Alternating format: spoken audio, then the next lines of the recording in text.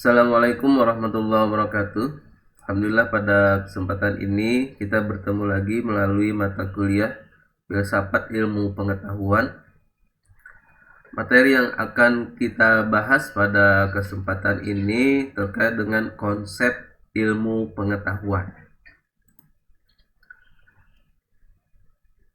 Filsafat ilmu pengetahuan ini merupakan usaha pembahasan secara filosofis terhadap ilmu pengetahuan. Lalu yang menjadi objek material atau sasaran pembahasan adalah ilmu pengetahuan itu sendiri. Sedangkan objek formalnya atau pendekatan cara dan sudut pandang yang digunakan untuk membahas adalah filsafat. Nah, pembahasan filosofis berarti pembahasan yang diusahakan secara rasional. Rasional itu artinya bersifat kritis, logis, dan sistematis. Objektif artinya mengarah pada objek yang menjadi sasarannya. Radikal atau mendalam, tidak hanya sekilas memandang lapisan luar saja, melainkan masuk ke dalam sampai ke akar-akarnya. Menyeluruh, melihat keterkaitannya dengan segala hal yang ada, serta menyelidiki segala unsur dan segala segi yang ada pada objeknya.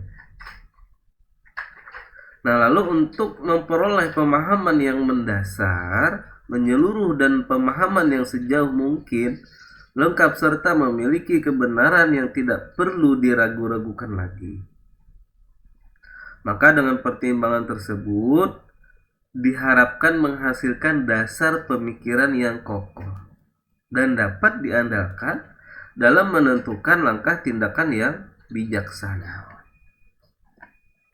Lalu setelah kita berhasil menemukan dan mengidentifikasi ilmu pengetahuan, secara objektif kita dapat membahas lebih lanjut ilmu pengetahuan sebagai sasaran dalam kegiatan perkuliahan ini.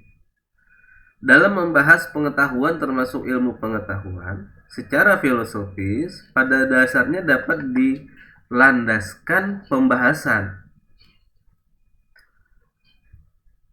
yaitu berdasarkan ontologis, epistemologis, dan aksiologis. Kalau kita berbicara pembahasan mengenai landasan ontologis dari ilmu pengetahuan, berarti pembahasan atau analisis tentang objek material dari ilmu pengetahuan. Nah, objek material ilmu pengetahuan adalah hal-hal atau benda-benda empiris. Sedangkan pembahasan mengenai landasan epistemologis dari ilmu pengetahuan berarti pembahasan atau analisis tentang proses tersusunnya ilmu pengetahuan. Jadi ilmu pengetahuan disusun melalui proses yang disebut metode ilmiah. Lalu yang berikutnya pembahasan berdasarkan landasan aksiologis. Ilmu pengetahuan berarti pembahasan atau analisis tentang penerapan hasil temuan ilmu pengetahuan. Penerapan ilmu pengetahuan dimaksudkan untuk memudahkan pemenuhan kebutuhan-kebutuhan dan demi keluhuran hidup manusia.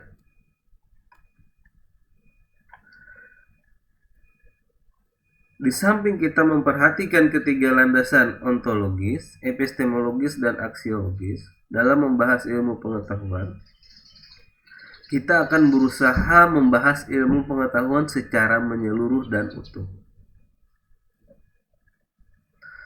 Lalu pembahasan terhadap ilmu pengetahuan adalah pembahasan terhadap ilmu seumumnya yang meliputi berbagai macam atau jenis ilmu pengetahuan yang dipandang sebagai satu kebulatan. Lalu kalau kita lihat dari segi maknanya, pengertian ilmu sepanjang yang terbaca dalam pustaka menunjuk pada sekurang-kurangnya 3 hal, yaitu pengetahuan, aktivitas, dan metode.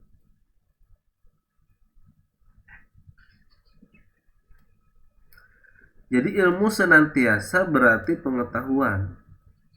Knowledge. Ilmu adalah sesuatu kumpulan yang sistematis dari pengetahuan. Jadi ilmu pengetahuan sesungguhnya hanyalah merupakan hasil atau produk dari sesuatu kegiatan yang dilakukan oleh manusia.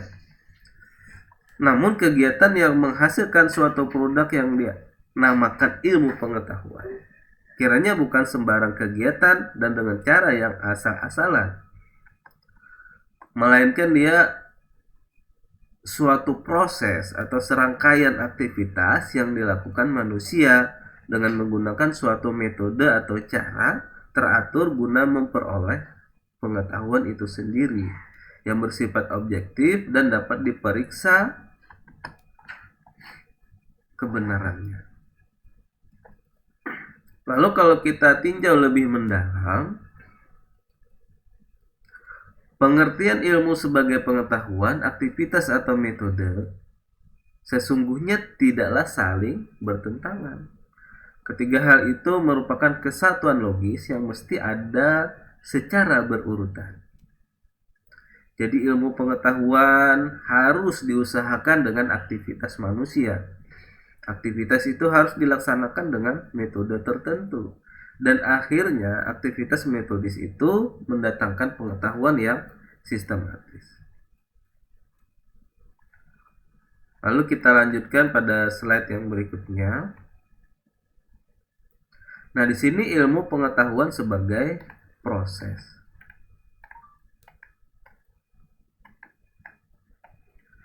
Jadi ilmu pengetahuan itu bersifat rasional, kritis, sistematis, kognitif, teologis.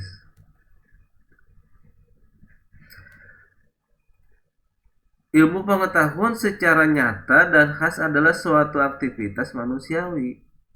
Ya, ini perbuatan melakukan sesuatu yang dilakukan oleh manusia. Jadi ilmu tidak hanya satu aktivitas tunggal saja, melainkan suatu rangkaian aktivitas sehingga merupakan suatu proses. Rangkaian aktivitas itu bersifat rasional, kognitif, dan teleologis. Nah, seperti apa aktivitas rasional itu? Nah, dia berarti aktivitas rasional itu adalah kegiatan yang mempergunakan kemampuan pikiran untuk menalar, yang berbeda dengan aktivitas berdasarkan perasaan atau naluri, berpangkal pada hasrat keingintahuan dan kebutuhan intelektualnya manusia. Jadi manusia melakukan rangkaian pemikiran dan kegiatan rasional yang selanjutnya melahirkan ilmu. Jadi pemikiran rasional atau rasionalitas manusia merupakan sumber utama dari ilmu pengetahuan. Benih ilmu pengetahuan dalam masyarakat manusia terletak di dalam usaha manusia itu sendiri yang tak henti-hentinya untuk memahami dan menguasai dunia tempat ia hidup dan menggunakan pemikiran rasional. Nah, jadi pemikiran rasional itu adalah kegiatan pemikiran yang dilakukan secara optimal, yaitu diusahakan secara kritis. Apa itu kritis? Terarah pada usaha untuk memperoleh pengetahuan yang benar. Logis. Apa artinya? Mematuhi kaidah-kaidah logika serta bersifat sistematis, yang artinya menyusun hasilnya dalam kerangka pemikiran yang konsisten dan koheren. Lalu ciri penentu yang kedua dari kegiatan yang merupakan ilmu ialah sifat kognitif, bertalian dengan hal mengetahui dan pengetahuan. Lalu pada dasarnya, ilmu merupakan sebuah proses yang bersifat kognitif. Dia merupakan suatu rangkaian aktivitas yang mencakup antara lain pengenalan, pencerapan,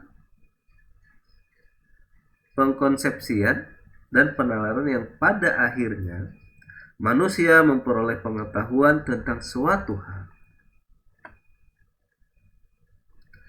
Lalu selain merupakan sebuah proses pemikiran yang bersifat rasional dan kognitif, ilmu pengetahuan juga bercorak teleologis, yakni mengarah pada tujuan tertentu yang ingin dicapai. Jadi ilmu merupakan aktivitas manusiawi yang melayani sesuatu tujuan tertentu yang diinginkan oleh setiap ilmuwan. Jadi tujuan ilmu itu dapat bermacam-macam sesuai dengan apa yang diharapkan oleh masing-masing ilmuwan. Nah, dalam hal ini terjadilah kejamakan dan keanekaan tujuan. Karena masing-masing ilmuwan merupakan sesuatu tujuan yang berbeda satu sama lain. Baik, kita lanjutkan pada slide berikutnya. Ilmu pengetahuan sebagai prosedur. Nah, jadi sebagaimana yang kita sebutkan tadi, bahwa ilmu pengetahuan sebagai proses merupakan suatu rangkaian aktivitas yang disebut penelitian. Lalu penelitian sebagai rangkaian aktivitas tentu saja mengandung prosedur tertentu, yakni serangkaian cara dan langkah dengan suatu pola tertentu yang dalam istilah keilmuan disebut metode, yaitu metode ilmiah. Jadi metode ilmiah itu merupakan prosedur yang mencakup berbagai tindakan pikiran, pola kerja, tata langkah, serta cara teknis untuk memperoleh pengetahuan baru atau mengembangkan pengetahuan yang ada. Jadi metode ilmiah itu pada umumnya diartikan sebagai prosedur yang dipergunakan oleh ilmuwan-ilmuwan dalam pencarian sistematis terhadap pengetahuan baru dan peninjauan kembali pengetahuan yang telah ada. Jadi metode ilmiah itu meliputi suatu rangkaian langkah yang tertib. Jadi dalam kepustakaan metodologi ilmu tidak ada kesatuan pendapat mengenai jumlah, bentuk, dan urutan langkah yang pasti. Lalu kita lanjutkan pada slide yang berikutnya. Ilmu pengetahuan sebagai produk. Jadi menurut pemaparan dua di atas, pengertian ilmu yang pertama ialah proses yang merupakan penelitian ilmiah. Pengertian yang kedua ialah prosedur yang mewujudkan metode ilmiah. Lalu dari proses dan prosedur itu pada akhirnya keluar produk yang berupa pengetahuan ilmiah. Dan ini merupakan pengertian ilmu yang ketiga. Pengetahuan ilmiah dapat dibaca dalam buku-buku pelajaran, majalah-majalah, jurnal ilmiah, bahan-bahan bacaan lainnya melalui segenap kalimat yang tertera pada halaman-halaman bacaan. Jadi pengetahuan ilmiah dapat pula diserat dari pernyataan-pernyataan yang diucapkan oleh seorang ilmuwan dalam mimbar kuliah atau pertemuan keilmuan. Pengertian ilmu pengetahuan memang paling mudah dipahami sebagai pengetahuan. Di kalangan ilmuwan maupun para filsuf pada umumnya, terdapat kesepakatan bahwa ilmu adalah sesuatu kumpulan pengetahuan sistematis. Karena pengertian ini sedemikian lazim dalam masyarakat, sehingga pengertian ilmu sebagai proses, aktivitas, dan sebagai prosedur metode tampak terselubungi dan kurang begitu dikenal. Namun, pemahaman yang tepat dan lengkap hanyalah bila mana ilmu pengetahuan dipahami sebagai proses aktivitas, prosedur metode, maupun sebagai produk pengetahuan. Ilmu pengetahuan merupakan proses atau aktivitas yang mempergunakan prosedur atau metode tertentu dan menghasilkan produk, yaitu berupa pengetahuan yang sistematis. Jadi pengertian ilmu sebagai sekumpulan pengetahuan telah pula dianut begitu luas dalam berbagai kamus. ensiklopedia, dan kepustakaan yang membahas ilmu. Jadi bagi banyak orang istilah ilmu itu mengacu pada kumpulan teratur pengetahuan tentang alam kudrat, baik yang bernyawa maupun yang tak bernyawa. Tetapi suatu definisi yang tepat harus juga mencakup sikap-sikap, metode-metode yang merupakan sarana kumpulan pengetahuan itu terbentuk. Lalu untuk memperoleh pemahaman lebih lanjut, kiranya kita perlu mengetahui apa sesungguhnya pengetahuan itu. Secara sederhana, pengetahuan pada dasarnya adalah keseluruhan keterangan dan ide yang terkandung dalam pernyataan yang dibuat mengenai sesuatu gejala atau peristiwa, baik yang bersifat alamiah, sosial maupun perorangan. Jadi pengetahuan itu menunjuk pada sesuatu yang merupakan isi substantif yang terkandung dalam ilmu.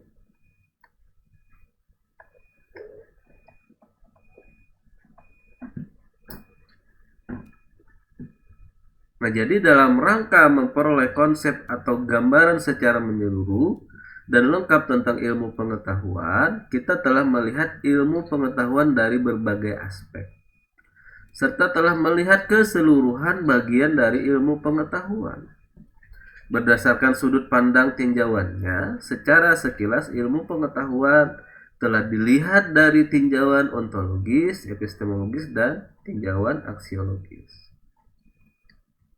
Jadi kesimpulannya, secara ontologis kita telah memahami keberadaan objek material ilmu pengetahuan yang merupakan lingkup kajiannya.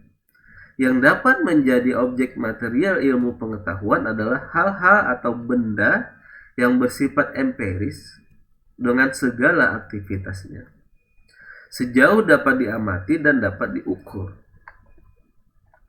Kalau kita lihat dari pendekatan epistemologis, kita telah memahami bahwa ilmu pengetahuan sebagai salah satu jenis pengetahuan merupakan pengetahuan yang perlu diusahakan secara rasional, objektif, sistematis, dan dapat dikaji secara umum. Dan akhirnya dari tinjauan aksiologis kita dapat memahami bahwa ilmu pengetahuan di samping memiliki nilai kejelasan dan kebenaran, juga memiliki nilai instrumental pragmatis, yaitu membantu kita menghadapi dan memecahkan berbagai persoalan dan permasalahan yang mungkin kita temui dalam kehidupan kita sehari-hari. Sedangkan berdasarkan unsur-unsur atau bagian-bagiannya, ilmu pengetahuan dapat kita ketahui pada bagian prosesnya sebagai aktivitas yang dilakukan oleh manusia yang diusahakan dengan menggunakan rasio atau akal budinya secara rasional yang bersifat kritis, logis, dan sistematis untuk menghadapi dan memikirkan berbagai macam hal yang menjadi lingkup bahan kajiannya.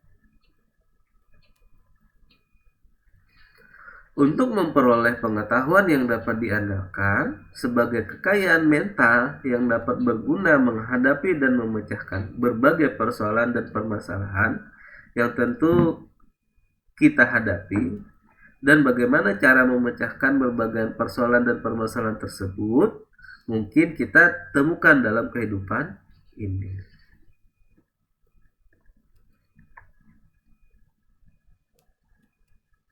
Lalu agar proses tersebut sampai pada tujuan yang dapat diandalkan, kita perlu mengikuti cara-cara serta langkah-langkah yang merupakan prosedurnya. Kiranya demikian yang dapat saya sampaikan. Terima kasih atas perhatiannya. Mohon maaf mungkin ada kekurangan dan lain sebagainya. Saya akhiri perkuliahan kita pada kesempatan ini dengan ucapan hamdalah. Alhamdulillahirabbil alamin. Wabillahi taufiq wal hidayah. Waridha wal inayah. Wassalamualaikum warahmatullahi wabarakatuh.